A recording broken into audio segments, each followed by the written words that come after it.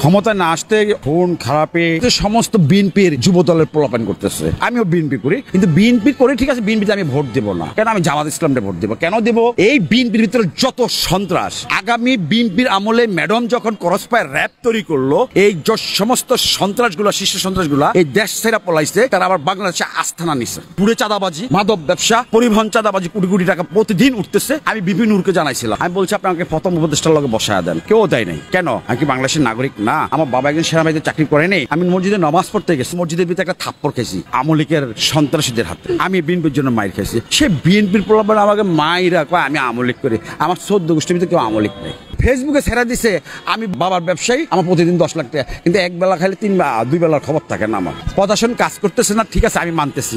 কেন করতেছে না? মাল খায়, বিএনপি ক্ষমতা আসবে, যদি কাজ করে তাহলে বিএনপি আমার সরকার যদি আবার ধরে বসে। কেন? এটা তো বিএনপি আগের বিএনপির আমলে ম্যাডাম এটা করেনি। প্রশাসন তো অ্যাকশন নিচ্ছে না। কেন নিচ্ছে না? ডক্টর ইউনূস সাহেব সমিতি করছে, এরকম একটা টিম ছেড়ে দেখ না, বেসরকারি একটা বেতন দিয়ে আমরা কাজ করব মাঠে।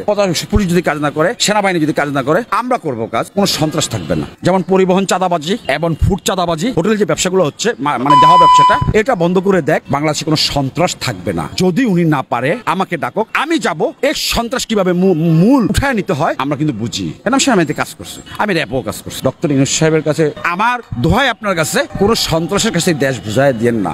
এই দেশের মানুষ দুটো ডাল ভাত খায় আর শান্তিতে থাকতে চায়। আমরা দিন আইনা দিন খাই, আমরা দিন আইনা দিন খাইতে পারি না সন্ত্রাসের জ্বালায়। একটা পার্কে যা দেখেন ওপেন সেক্স চলে, কাকে আপনি ভোট দিবেন? আমরা দেশের মানুষ যাবো কোথায়? যাবো কোথায় বলেন? কেন এদেরকে ধরা হচ্ছে না? বিএনপির যে শীর্ষ সন্ত্রাস এগুলো কেন বাংলাদেশের স্থান পাইছে? তাদের এসব মামলা হামলা যেগুলো ছিল, এগুলো কোথায় গেল?